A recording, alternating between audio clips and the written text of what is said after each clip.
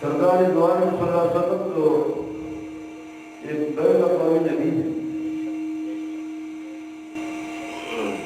دوسرے نبی آئے کسی شہر پر آئے, کسی علاقے پر آئے, کسی قوم پر آئے, کسی معذور وقت کے لیے آئے.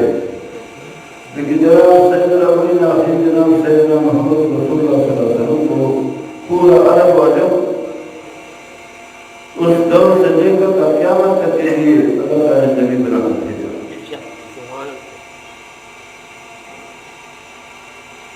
سب سے پہلے میں یہ عرض کروں گا کہ اللہ تبارک و تعالیٰ نے اس قرآن پاک کی امانت کو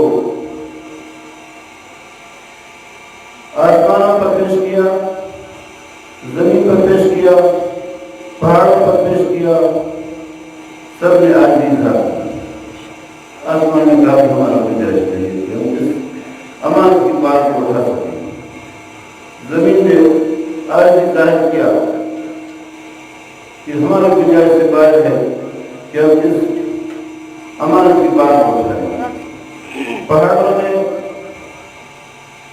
عاجزی ظاہر کی کہ ہمارے گنجائش سے باہر ہے کہ ہم اس امانت کی بات کو اٹھائیں. انسان نے اس بات کو اٹھایا, سب ڈر گئے, سب بھاگے. ان ارسلنا الامانة على السماوات والارض والجبال فابين ان يحملها واشفقن منها وحملها الانسان انه كان ظلوما جهولا. انسان میں یہ صلاحیتیں تھیں کہ اس قرآن پاک کو بات کو اٹھا سکے, کیونکہ جو مرد حیوان تھے, زمین پر حیوان رہتے ہیں, نورانی مخلوق فرشتے آسمان پر رہتے ہیں, ان میں بھی یہ صلاحیت نہیں کہ اس قرآن کا عمل کر سکے. حضرت جبریل علیہ السلام, میکائیل علیہ السلام, اسرافیل علیہ السلام, اسرائیل علیہ السلام, مقرب و غیر مقرب فرشتے یہ قرآن کا عمل نہیں کر سکتے. قرآن کا بہت سے آیتیں ہیں جو وارث ہیں. اللہ تعالیٰ فرماتے ہیں فَرِقَ فَمَا كَانَ لَكُم مِّنَ النِّسَاءِ مَثْنَىٰ وَثُلَاثَ وَرُبَاعَ فَإِنْ خِفْتُمْ أَلَّا تَعْدِلُوا فَوَاحِدَةً. شادی کرو 2 2 3 3 4 4. وَإِنْ خِفْتُمْ أَلَّا تَعْدِلُوا فَوَاحِدَةً. اگر انصاف نہیں کر سکتے تو یہ بھی کافی ہے.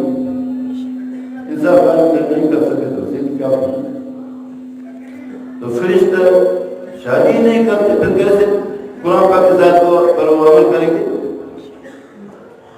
اللہ تعالیٰ نے قرآن پاک میں فرمایا کہ بالفرض مرد اور عورت کے درمیان میں اختلاف پیدا ہو جائے تو حکم من اہلی و حکم من اہلیہ, ایک منصف مرد والوں کی طرف سے اور ایک منصف عورت والوں کی طرف سے مقرر کیا جائے تاکہ وہ ان کی اصلاح کی کوشش کریں. قرآن پاک کی آیت ہے لیکن فرشتے عمل نہیں کر سکتے. منصف کہاں سے آئے گا جب ان کی اختلاف شاد پیدا نہیں کرتے, شادی نہیں کرتے. بالفرض اختلاف بڑھ گیا حتیٰ کہ شوہر نے بیوی کو کہا کہ تجھے طلاق, ایک طلاق دیا. چند دنوں کے بعد پشیمان ہو گیا. کیا رجوع کر سکتا ہے؟ نہیں کر سکتا. اللہ تعالیٰ فرماتا ہے الطلاق مرتان, 2 مرتبے تک اگر طلاق یعنی دیا ہے رجوع کر سکتا ہے پشیمان ہونے کے بعد. اگر 3 طلاق دے دیا بس حتیٰ تک کہ زوجہ غیر, تاکہ وہ دوسرا شادی کرے اور پھر وہ اپنی مرضی سے اس کو طلاق دے دے, عدت گزارے, پھر میرا شوہر اس کو ساتھ شادی کر سکتا ہے, نہیں تو نہیں. واقعہ ہے حضرت عبدالرحمن رضی اللہ تعالیٰ عنہ کہ ایک شخص نے اپنی بیوی کو طلاق دے دی. پھر رفاع رضی اللہ تعالیٰ عنہ نے بعد میں عدت گزارنے کے بعد عبدالرحمن رضی اللہ عنہ سے ان کی شادی ہو گئی. چند وقت کے بعد نبی صلی اللہ علیہ وسلم نے دیکھا عورت کو, بیٹی کیا حال ہے؟ فرمایا عبدالرحمن کو ایسے جیسے میں یہ یعنی چادر کا وہ چادر ہے یعنی وہ کمزور ہے، تو کیا آپ پہلے شور کی طرف جا سکتے ہو، جانا چاہتی ہو؟ کہتا ہاں، اس وقت نہیں ہو سکتا جس وقت تک آپ نے اس کے شاید نہیں چکا ہے اس نے تیرا شاید نہیں چکا، مطلب یہ کہ ہم کسی نہیں ہوا ہے ایسے نہیں ہو سکتا۔ تو ابھی یہ ساری آیتیں ہیں قرآن پاک کے، لیکن فرشتے وہ نہیں کر سکتے۔ زمین پر حیوانات رہتے ہیں، قرآن پاک کی آیتیں ہیں حرمت علیکم امہاتکم وبناتکم واخواتکم وعماتکم وخالاتکم وبنات الاخ وبنات الاخت،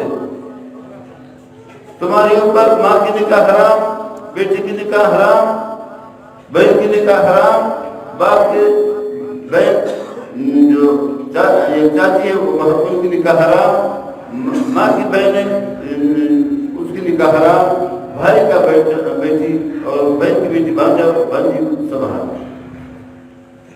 تفصیل آیت کا، لیکن اس پر گھوڑا عمل نہیں کر سکتا، گدھا عمل نہیں کر سکتا، بھیڑ بکری عمل نہیں کر سکتے، دوسرے تیسرے جانور سب عمل نہیں کر سکتے۔ قرآن پاک آئے ہیں تو معلوم ہوتا ہے کہ حیوانی جو نہیں کر سکتے زمین پر رہتے ہیں، پہاڑ عمل نہیں کر سکتے۔ انسان کو اللہ تبارک و تعالیٰ نے ایسا تخلیق دیا ہے کہ وہ جامع ہے حیوانیت اور ملکیت کا۔ حیوان حرام حلال کا تمیز اس کے اندر نہیں ہے، حرام کو بھی استعمال کرتا ہے، حلال کو بھی استعمال کرتا ہے، جائز ناجائز کا اس کے پاس سوال ہی پیدا نہیں ہوتا۔ کوئی بکری اگر چھوڑا جائے اس کو تو یہ خیال نہیں کرتا کہ یہ جو چارہ ہے میرے مالک کا ہے یا کسی دوسرے کا ہے، میری برابر۔ کوئی نر گدھا ہے اس کو یہ خیال نہیں ہوتا کہ یہ میرا باپ میری ماں ہے یا بہن ہے یا نہیں، کیسا ہے، سب برابر۔ جو اس کو جن سے خیال ہوا خواہش کا پورا کرتا ہے۔ مرغا ہے سے وہ اڑتا ہے تو وہ ہر ایک پر وہ چڑھ جاتا ہے، مرغی پر خیال نہیں ہوتا کہ یہ میری ماں ہے یہ میری بہن ہے۔ حرام حلال کا تمیز نہیں ہے، لہذا حیوان کو کہا گیا کہ تم حرام کو چھوڑو، اور فرشتہ جو نورانی مخلوق ہے وہ نہ حلال کو استعمال کرتا ہے نہ حرام کو استعمال کرتا ہے، کھانے پینے سے پاک ہے، شادی سے پاک ہے، کپڑے پہننے سے پاک ہے، مکان سے پاک ہے، ان چیزوں کی اس کے پاس ضرورت ہی نہیں ہے، تو اس کو کہا جاتا ہے کہ تم حلال کو قبول کرو۔ انسان ایک ایسا یعنی حیوان ہے حرام کو چھوڑنے والا، اور ایسا وہ مخلوق ملک ہے حلال کو قبول کرنے والا۔ اللہ تعالیٰ نے فرمایا انہ کان ظلوما جہولا وحمل الانسان، انسان نے اس بات کو اٹھایا انہ کان ظلوما جہولا کیونکہ وہ ظالم و جاہل تھے، گویا کہ اس کو کہا گیا کہ تم حرام کو چھوڑو، اس کے ساتھ ظلم ہو گیا، اور اس کو کہا گیا، اور اس ظلم کو عدالت کے ذریعے سے پورا کیا جاتا ہے، اور اسی طرح اس ملک کو کہا گیا کہ تم حرام کو قبول کرو، اس میں جہل پیدا ہو گیا، اس جہل کو اللہ کی معرفت سے پورا کیا جاتا ہے۔ لہذا انسان وہ عبادت بھی کرتا ہے اور عدالت کے نظام کو بھی قائم کرتا ہے۔ جناب سید الاولین آخرین جناب سیدنا محمد رسول اللہ صلی اللہ علیہ وسلم نے 13 سال مکہ شریف میں گزارا، بڑے تکالیف سہے، پتھر جو ہے اس کو مارا گیا، خون بہے، اور اس کے راستے میں کانٹا بچھایا گیا، راکھ پھینکا گیا۔ اللہ تعالیٰ نے آیت نازل کی تبت یدا ابی لہب وتب، یہ ساری چیزیں مکہ شریف میں ہوئی۔ آخر کار دار ندوہ میں ان کا اجلاس ہوا مشرکین مکہ کا، جن میں شیطان بھی ایک سردار کی شکل میں آ کر اس مجلس میں بیٹھے تھے۔ مختلف رائے دیے گئے، ہر ایک نے رائے دی۔ ابو جہل بھی بیٹھا ہوا تھا، بڑے بڑے سردار اور نوابی قریش کے بیٹھے ہوئے تھے، شیطان بھی بیٹھا ہوا تھا یعنی سردار کی شکل میں۔ ہر ایک نے رائے دیا۔ ابو جہل نے یہ رائے دیا کہ تمام قبائل عرب سے پہلوان دیے جائیں اور جناب رسول اللہ صلی اللہ علیہ وسلم کے مقام کو گھیرا لگایا جائے۔ صبح جب وہ نکلیں گے نماز کے لیے تو مل کر اس کو شہید کر دیں گے۔ ابھی بنی ہاشم کا ایک قبیلہ کتنے قبائل سے وہ لڑے گا، مجبور ہو کر فیصلے کرے گا، تو ایک ایک اونٹ پر بھی ہم کو نہیں کرے گا۔ شیطان نے اٹھ کر بغل میں لگا دیا ابو جہل کو، واقعی آپ کا رائے دل صحیح ہے۔ بس فیصلہ ہو گیا۔ اللہ تعالیٰ فرماتے ہیں مکر اللہ خیر الماکرین، تم تدبیر کرو لیکن اللہ کی تدبیر بہت زبردست ہے۔ اللہ تبارک تعالیٰ نے اطلاع دے دیا جناب رسول اللہ صلی اللہ علیہ وسلم کو، جنہوں نے ایسا فیصلہ کیا ہے۔ جناب رسول اللہ صلی اللہ علیہ وسلم نے سیدنا ابوبکر صدیق رضی اللہ تعالیٰ عنہ کو معلوم کیا کہ رات میں نکلا ہے۔ سیدنا علی شیر خدا سیدنا علی کرم اللہ وجہہ کو فرمایا کہ آپ اسی میری جگہ پر رہیں، جنہوں نے امانتیں رکھی ہیں میرے پاس ان کو صبح آپ اب ان کے مالکوں کے حوالے کریں۔ کو مال میں جاؤ آپ کی اس کو صادق اور امین بھی کہتے ہیں، اس کے ساتھ امانتیں بھی رکھتے ہیں، اس کے ماننے کے لیے منصوبی بھی کرتے ہیں۔ سیدنا علی کرم اللہ وجہہ فرماتے ہیں کہ مجھے یہ اعتماد نہیں ہوتا تھا کہ میں رات کو سو جاؤں تو صبح میں زندہ اٹھوں یا نہ اٹھوں۔ اس دن جو میرے آقا نے فرمایا کہ علی آپ ادھر ہی میرے جگہ پر آنا فرمائے، صبح مشرکین کے جو امانتیں میرے پاس رکھے ہوئے ہیں ان کو صحیح سالم ادا کریں۔ تو علی کرم اللہ وجہہ نے فرمایا کہ مجھے یقین ہو گیا کہ صبح تک میں زندہ رہوں گا انشاءاللہ۔ اس میرے آقا نے مجھے خوشخبری دی کہ صبح تک آپ میرے بستر پر آرام فرمائے اور صبح ان کو حوالے کریں امانت۔ یہ اعتماد اور یہ یقین۔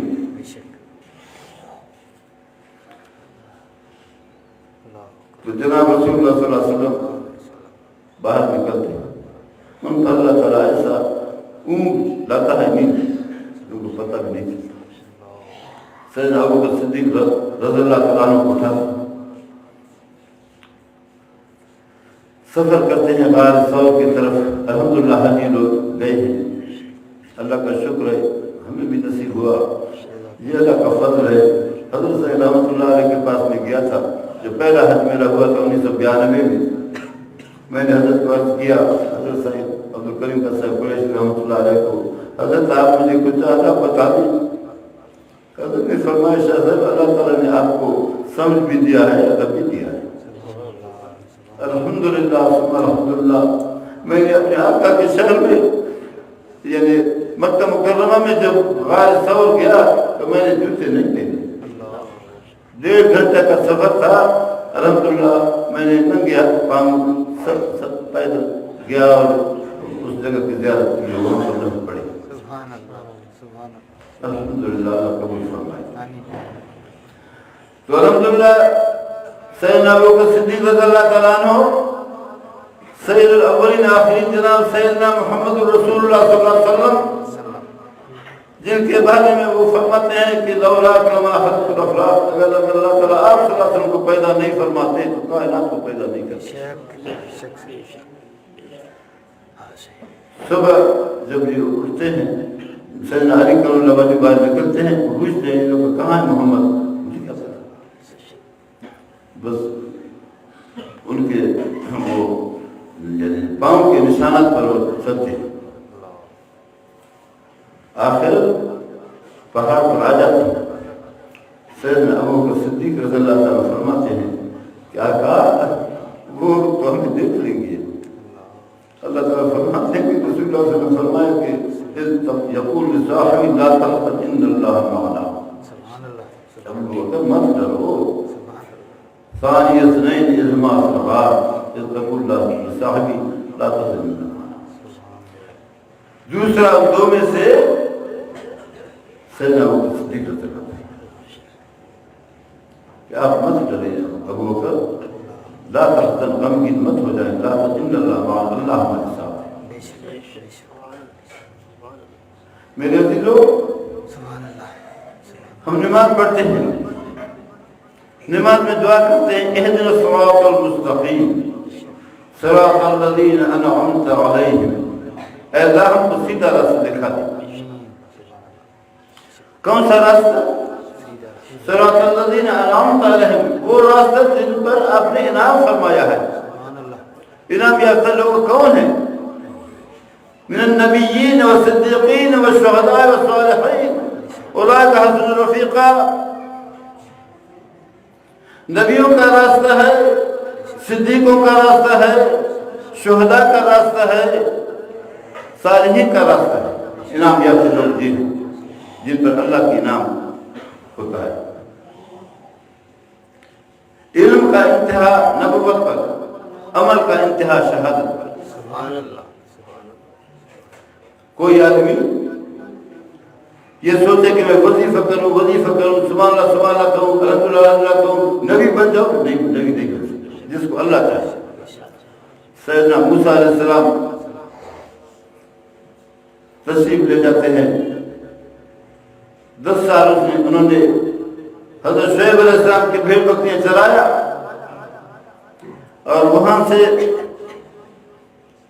پر ان کی شادی ہو گئی۔ 10 سال گزارنے کے بعد ابھی واپس ہو رہے ہیں، بیوی بھی ساتھ ہے، کچھ بکریاں بھی ساتھ ہیں۔ شام کا وقت ہو رہا ہے، سردی ہے، کچھ یعنی بارش کی بھی بوندیں پڑ رہے ہیں۔ پہاڑ پر روشنی نظر آیا، بیوی کو کہتے ہیں کہ آپ ادھر ہو جاؤ، میں جا کر وہاں سے کچھ انگار وغیرہ لاؤں تاکہ آگ جلاؤں، اپنے ہاتھوں کو سینکھیں۔ جب وہاں جا کر چڑھنے لگتا ہے، آواز آتا ہے فَخْلَعْنَ عَلَيْكَ فَإِنَّكَ بِالْوَادِ الْمُقَدَّسِ طُوًى۔ اپنے جوتے اتارو موسیٰ علیہ السلام، اب پاک سرزمین پر چڑھ رہے ہو۔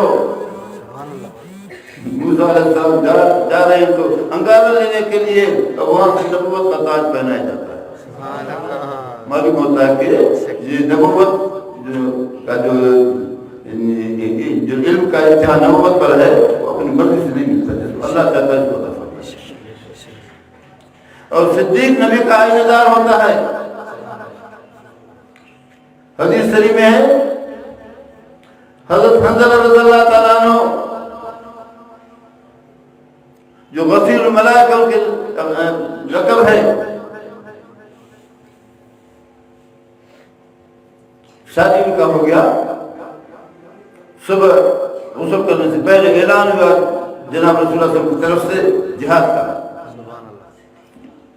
حضرت حنظلہ سوچتے ہیں کہ جس وقت میں غسل کروں تو دیر ہو جائے گا، میدان میں نکل جاتا ہے، شہید ہو جاتا ہے۔ جب بعد میں شہیدوں کو جمع کرتے ہیں، حضرت حنظلہ نظر نہیں آ رہا ہے، ان کی لاش دیکھ رہے ہیں کہ فرشتے اتار رہے ہیں ان کو۔ یہی حنظلہ کہہ رہے ہیں کہ نافق حنظلہ، نافق حنظلہ، نافق حنظلہ، حنظلہ منافق ہو گیا، حنظلہ منافق ہو گیا۔ سیدنا ابوبکر صدیق رضی اللہ عنہ فرماتے ہیں کیا کہتے ہو حنظلہ، کیا کہتے ہو؟ فرمایا کہ ہم جب اپنے پیارے آقا کے سامنے ہو جاتے ہیں تو گویا کہ جنت اور دوزخ ہمارے سامنے ہیں۔ جب ہم باہر آتے ہیں بیوی بچے کی طرف اور اسی طرح ہمارے جو ذمہ داری ہے اس طرف، تو پھر یہ سارے بھول جاتے ہیں، تو بس یہی نفاق ہے، منافق ہو گئے۔ سیدنا ابوبکر صدیق رضی اللہ عنہ نے فرمایا کہ اس طرح تو سب کا کیفیت ہو جاتا ہے۔ چلو آقا کے سامنے جائیں، مرشد تو وہی ہے، استاد تو وہی ہے۔ جب سرور کائنات صلی اللہ علیہ وسلم کے پاس جاتے ہیں، جب ابوبکر صدیق رضی اللہ تعالیٰ عنہ کا نظر پڑتا ہے آقا کے چہرے پر، دل کا صبر ہو جاتا ہے، کیونکہ وہ صدیقیت کے مقام میں ہے، ہم تو اس مقام پہ نہیں۔ ابوبکر صحابہ صبر ہو گیا۔ حنظلہ فرماتے ہیں نافق حنظلہ یا رسول اللہ صلی اللہ علیہ وسلم، نافق حنظلہ یا رسول اللہ صلی اللہ علیہ وسلم۔ کیا کہتے ہو حنظلہ؟ فرمایا آپ صلی اللہ علیہ وسلم کے سامنے تو ہمارا یہ کیفیت ہے، اور جب ہم باہر جاتے ہیں گھروں کی طرف تو ہمارا کیفیت اور ہوتا ہے۔ فرمایا کہ حنظلہ اگر ہمیں سے ایک جیسے ہو جائے تو فرشتے تمہارے ساتھ مسافر کریں، کبھی ایسا کرو گے۔ تو یہ صدیقیت کا مقام ہے۔ اللہ تعالیٰ فرماتے ہیں یا ایھا الذین آمنوا کونوا مع الصادقین، اے ایمان والو سچوں کے ساتھ رہو، یہ سچے ہیں۔ ابو جہل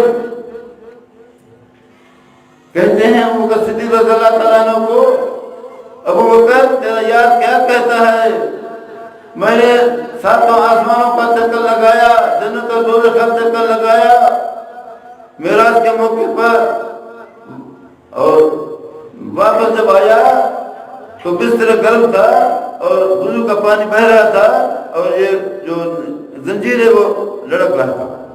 کسی بات ہے کون کہہ رہا ہے؟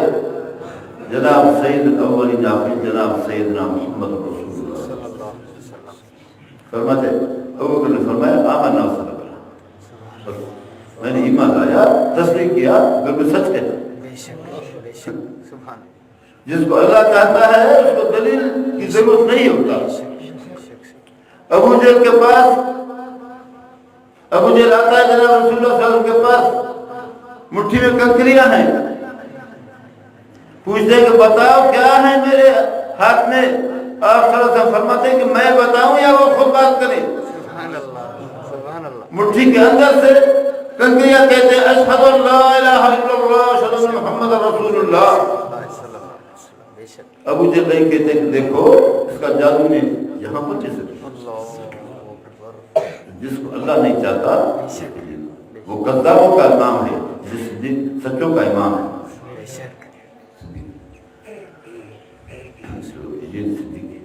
اور عمل کا انتشار ہوتا ہے، نماز بھی عمل ہے، روزے بھی عمل ہے، زکوٰۃ بھی عمل ہے، حج بھی عمل ہے، سارے عمل ہے، بڑے بڑے یہ معمولی چیزیں نہیں کہ گرمیوں کے موسم میں پسینے بہ رہے ہیں لیکن پھر بھی وہ نماز کے لیے مسجد تشریف لاتا ہے مومن۔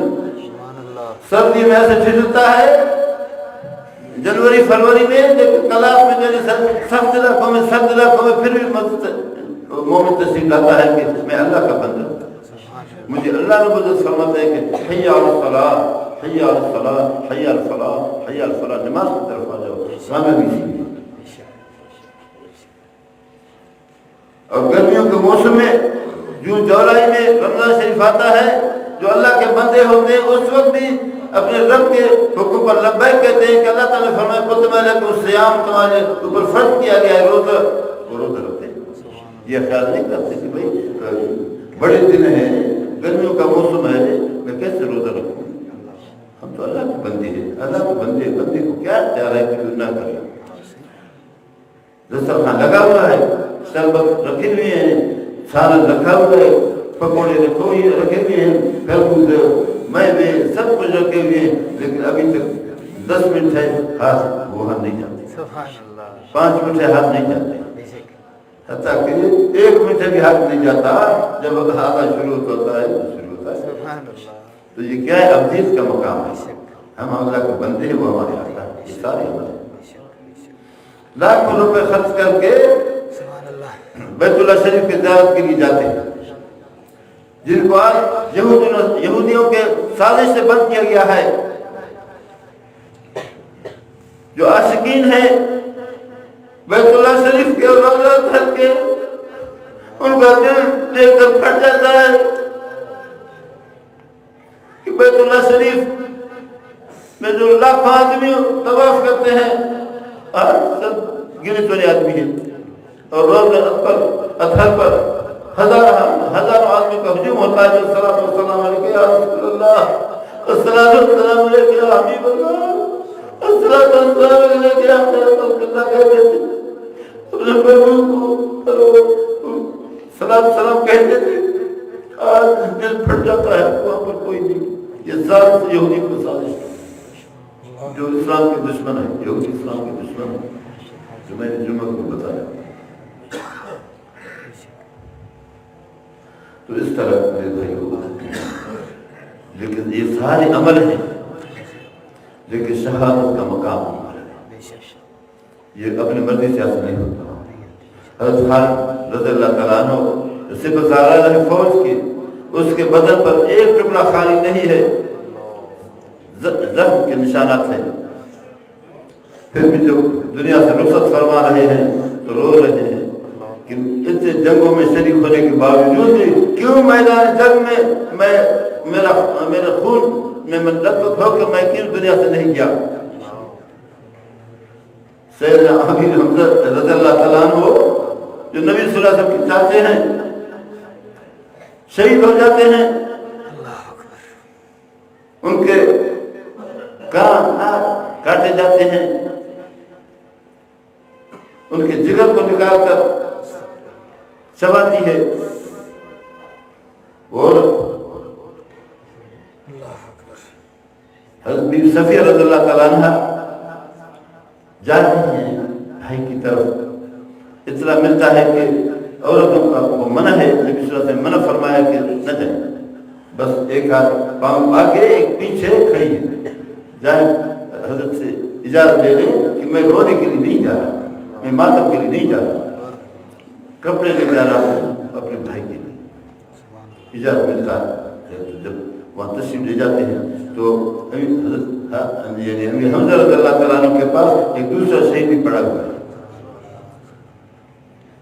تو سوچتی ہے کہ اگر ایک کپڑا بڑا ہے دوسرا چھوٹا ہے, میں اس کو بھائی پر ڈالوں گا. تو نبی صلی اللہ علیہ وسلم فرمائیں کہ بڑا اپنے بھائی پر ڈالا, چھوٹا جو ہے دوسرے مومن کے شہید کے لیے دیا. تو جب قرآن کہتے ہیں تو قرآن میں بڑا جو ہے اس شہید کے لیے آتا ہے, چھوٹا جو امیر حمزہ کے. اور جب سر کو چھپاتے ہیں تو پیر ظاہر ہوتے ہیں, اور پیروں کو چھپاتے ہیں تو سر ظاہر ہوتے ہیں. یہ کیوں ہے؟ یہ جناب سیدنا محمد رسول اللہ صلی اللہ علیہ وسلم کی چاہتے ہیں, اور اللہ کے راستے میں لا الہ الا اللہ کے اشاعت کے لیے, اعلیٰ کلمت اللہ کے لیے وہ قربان دے دی.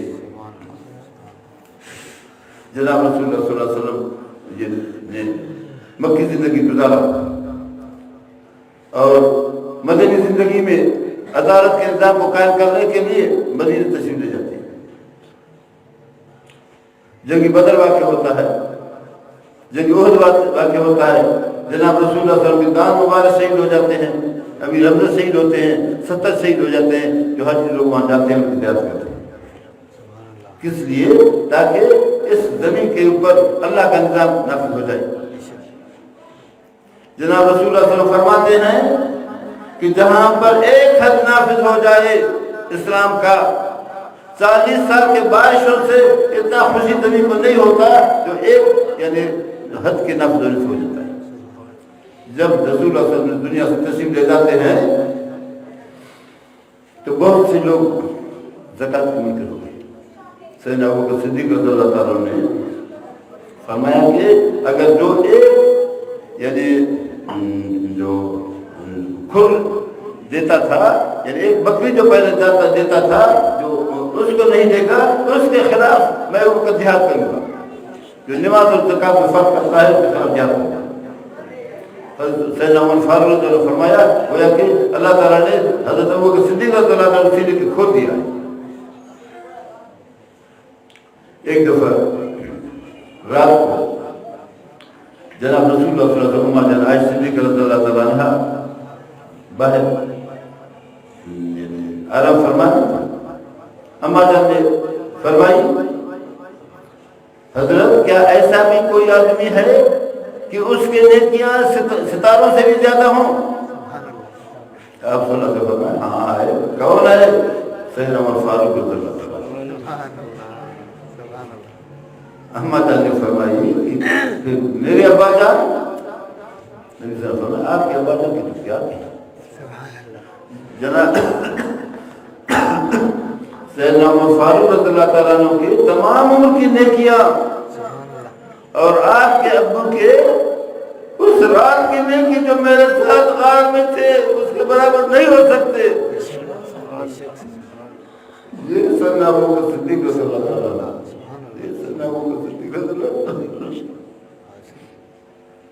نبی صلی اللہ علیہ وسلم پوچھتے ہیں کہ آج کس نے جو ہے کسی بیمار کی عادت کی ہے؟ وہ فرماتے ہیں میں. کس نے مسلمان کی جنازہ پڑھا ہے؟ ہم ابوبکر صدیق میں. کس نے کسی یتیم کے سر پر ہاتھ پھیر کر کسی تعاون کیا ہے؟ ہم میں. کس نے بیوی کی خدمت کی؟ میں. جس کام میں ہو سابقون فی الخیرات ہے. فرمایا جس نے یہ خاصی تھا وہ جنت ہے، اس کے لیے جنت ہے. تو سیدنا ابو بکر صدیق رضی اللہ تعالیٰ عنہ اس کی بڑی قربانیاں تھیں. ایک موقع پر سفر میں تھے جناب رسول اللہ صلی اللہ علیہ وسلم، اما جان عائشہ صدیقہ رضی اللہ تعالیٰ عنہا اور اما جان کی ہار گر گئی اور یہ اونٹ کے جو ٹانگے تھے ان کے بیچ میں پڑی تھی. تو پھر تلاش کی نہیں ملا.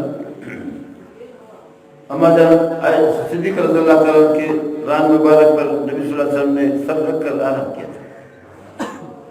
صحابہ کرام پریشان ہیں، تلاش کر رہے ہیں. نماز صبح کی نماز کا وقت ہو چکا ہے، نماز کے قضا ہونے کا خطرہ ہے. ابو بکر صدیق رضی اللہ عنہ کر ایسا یعنی اپنے بیٹی کو کہتی ہے، ڈانٹتی ہے کہ آپ کی وجہ سے نبی صلی اللہ علیہ وسلم کی نماز قضا ہو رہا ہے، صحابہ کرام کی نماز قضا ہو رہی ہے. کیا آخر کار آیت نازل ہونی شروع ہو گئی، تیمم کی آیت. اور ہمارے جب کہتا ہے فرماتی ہے کہ ایسا بار میرے ران پر پڑا تو میرے بار ران ٹوٹ جائے گی. آج نازل ہو گئی کہ جب پانی نہیں ہوا فَتَيَّمُّمُوا صَعِيدًا طَيِّبًا، پھر پاک زمین پر ہاتھ مارو اور اسی طرح تیمم کرو. سبحان اللہ. امت کو کے لیے آج ابو بکر کی وجہ سے یہ نعمت سکون کو مل گئی. سب خوش ہو گئے. تیمم کی اور جماعت ہوا، نماز ہوا. جب وہ اٹھا دیے اس کو اونٹ کو تو ہاتھ پڑا گئے. معلوم ہوتا ہے کہ غیب دار بھی اللہ، حاضر ناظر بھی اللہ ہے. نبی بھی غیب دار نہیں ہے اور حاضر ناظر بھی نہیں ہے. اور آج ابو بکر کی وجہ سے اللہ تعالیٰ نے امت کو ایک نیک وقت دیا. تو سارے آدمی انعام یافتہ کا میں بات کر رہا تھا کہ جو شہید ہیں وہ اعلیٰ مقام پر ہے، عمل کا انتشار ہوتا ہے. اور اسی طرح سارے وہ ہے جو ہر وقت جیسے کہ سپاہی فوجی یہ تیار رہتا ہے کہ کس وقت آرڈر ہو جائے میں میدان میں نکلوں. جو سارے آدمی ہیں وہ ہر وقت اپنے رب کے بندگی کے لیے تیار رہتا ہے. جس وقت ان کو حکم دیا جاتا ہے وہ لبیک کہتا ہے. تو اسی لیے میرے بھائی ہم کو صحابہ کرام کی نقش پر قدم پر چلنا چاہیے. اللہ تبارک تعالیٰ فرماتے ہیں کہ والسابقون الاولون من المہاجرین والانصار والذین اتبعوهم بإحسان رضی اللہ عنہم ورضوا عنہ اعد لهم جنات تجری من تحتها الانہار خالدین فیہا ابدا ذلک الفوز العظیم. پوری انسانیت میں سبقت کو مہاجر اور انصار دے گی.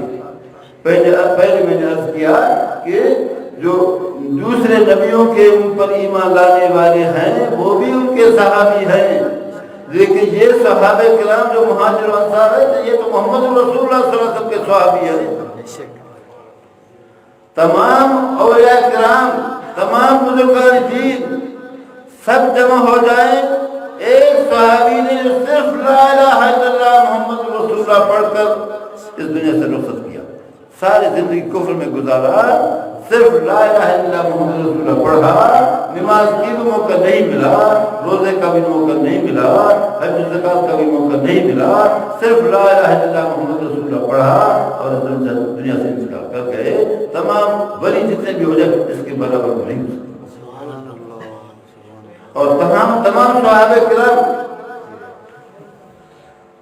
سب جمع ہو جائیں خلفاء راشدین کے برابر نہیں ہو سکتے. سیدنا علی کرم اللہ وجہہ، سیدنا عثمان ذی النورین رضی اللہ تعالیٰ عنہ، سیدنا عمر فاروق رضی اللہ تعالیٰ عنہ، سیدنا ابو بکر صدیق رضی اللہ تعالیٰ عنہ، یہ سب جمع ہو جائے ابو بکر صدیق کے مقام پر ہیں. جناب رسول اللہ صلی اللہ علیہ وسلم بیمار ہیں،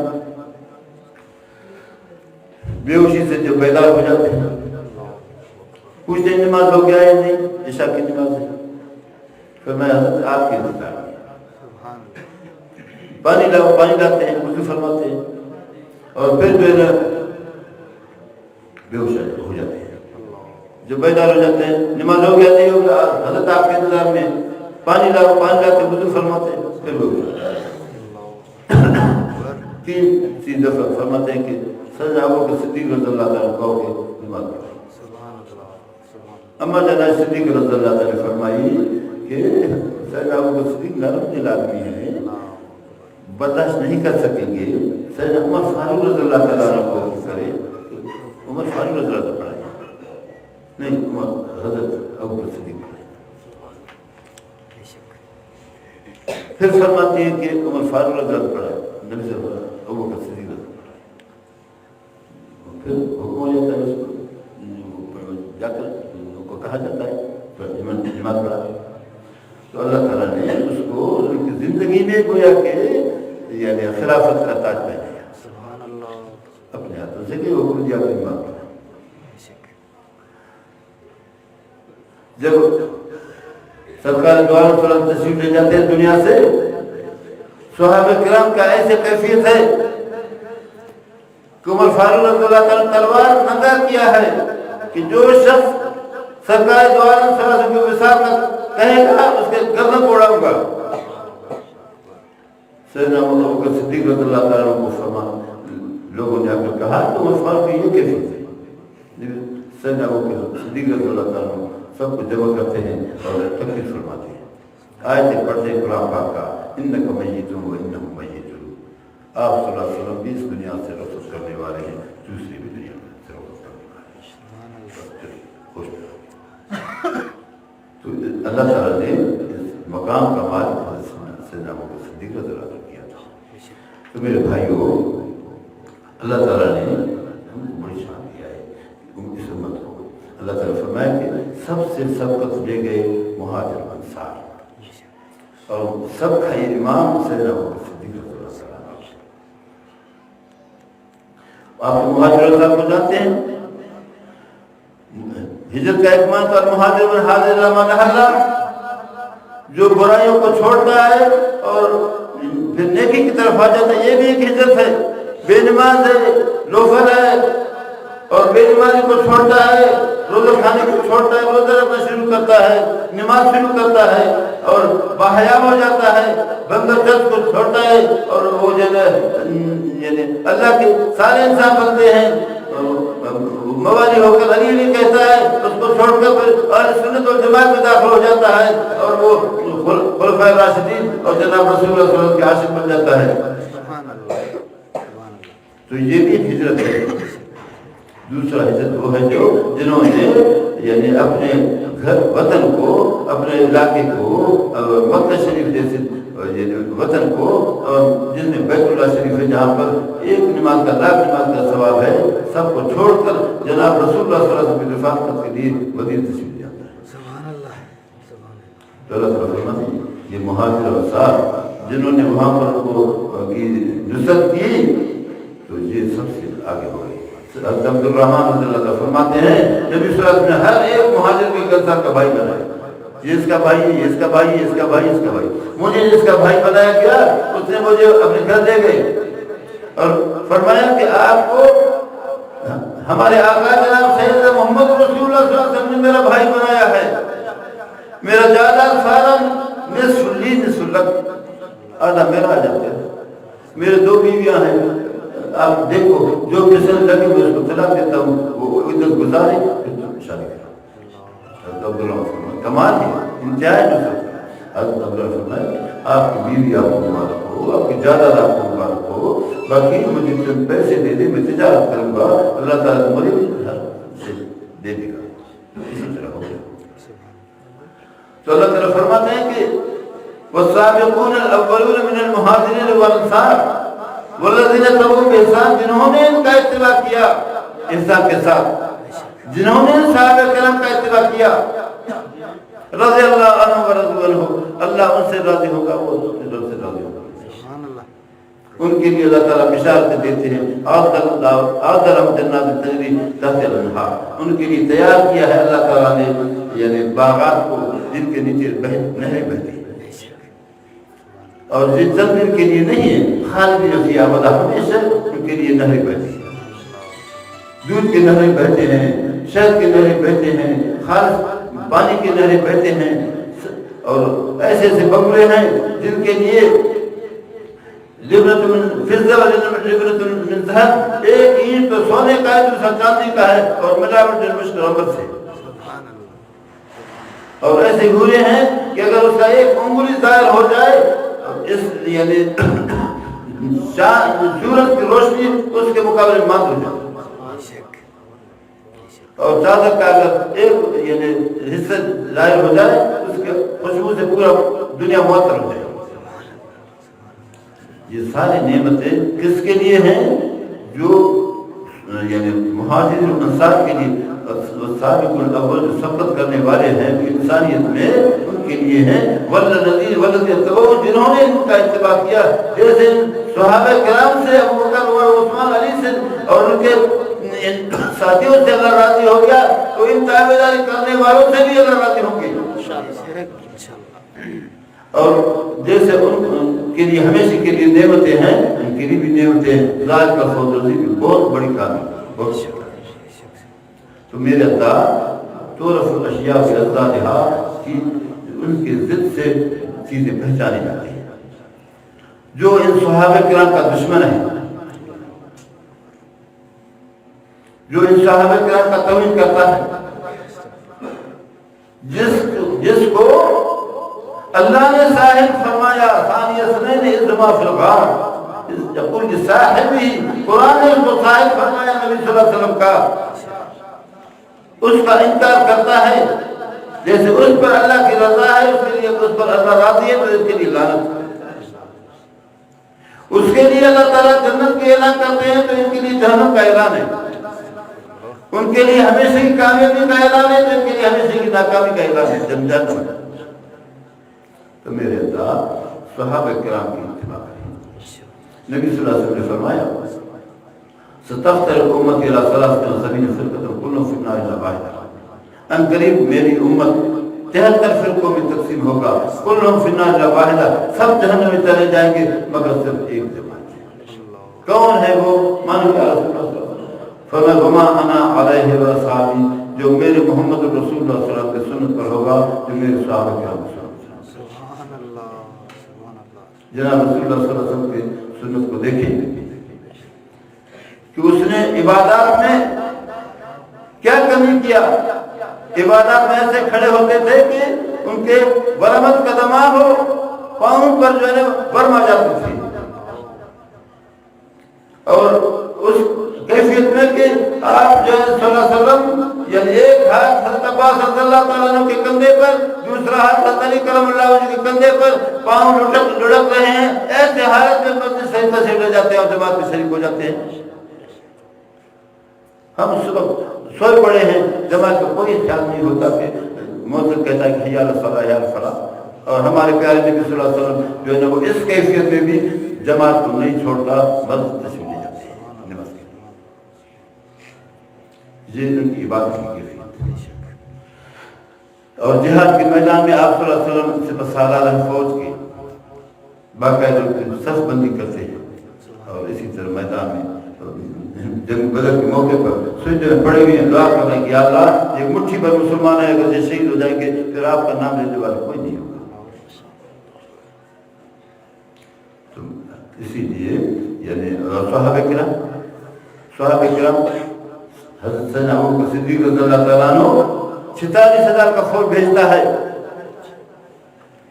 مسلمانوں کو قذاب کو قتل کرتے ہیں، 6,000 صحابی شہید ہو جاتے ہیں، لیکن جس نے نبوت کا دعویٰ کیا اس کو زندہ نہیں چھوڑتے. لہذا قادیانی واجب القتل ہے. کیوں؟ کہ ایک عیسائی ہے، وہ عیسائی اپنے کو کہتا ہے تو لہذا وہ غیر مسلم عقیدت ہے. ایک ہندو ہے، اپنے آپ کو ہندو کہتا ہے، وہ غیر مسلم کا عقیدت ہے، ہمارا بھائی ہے. ایک سکھ ہے، اپنے آپ کو سکھ مانتا ہے تو وہ غیر مسلم عقیدت ہے. ٹھیک ہے ہمارا بھائی زمین، لیکن یہ لا الہ الا اللہ محمد رسول اللہ کہتے ہیں اور پھر جو ہے نا غلام محمد قادیانی کو نبی مانتے ہیں، زیادہ مرتد ہے. ہمارے پاکستان کے یعنی گویا کہ آئین میں غیر مسلم عقیدت کافر ہیں، غیر مسلم اقلیت ہے لیکن وہ اپنے کو یہ کافر مانتے نہیں ہے، اپنے آپ کو مسلمان کہتے ہیں، تو اسی لیے واجب قتل ہو جاتے ہیں۔ تو میرے بھائیو، اللہ تعالیٰ فرمایا کہ لیعذب اللہ المنافقین والمنافقات، اللہ تعالیٰ عذاب دیتے ہیں منافق مردوں کو، منافق عورتوں کو، والمشرکین والمشرکات، مشرک مردوں کو، مشرک عورتوں کو، ویتوب اللہ المؤمنین، اللہ تعالیٰ توبہ قبول فرماتے ہیں مومن مرد اور مومن عورتوں کی، وکان اللہ غفور رحیم، اللہ تعالیٰ بخشنے والے مہربان ہیں۔ ہم دعا کرتے ہیں اللہ تبارک تعالیٰ ہم کو سیدنا ابوبکر صدیق رضی اللہ تعالیٰ عنہ کے اور دوسرے صحابہ کرام عمر فاروق، عثمان رضی اللہ تعالیٰ عنہ، سیدنا علی شیر خدا رضی اللہ تعالیٰ عنہ کے نقش قدم پر چلنے کی توفیق عطا فرمائے۔ آخر دعوانا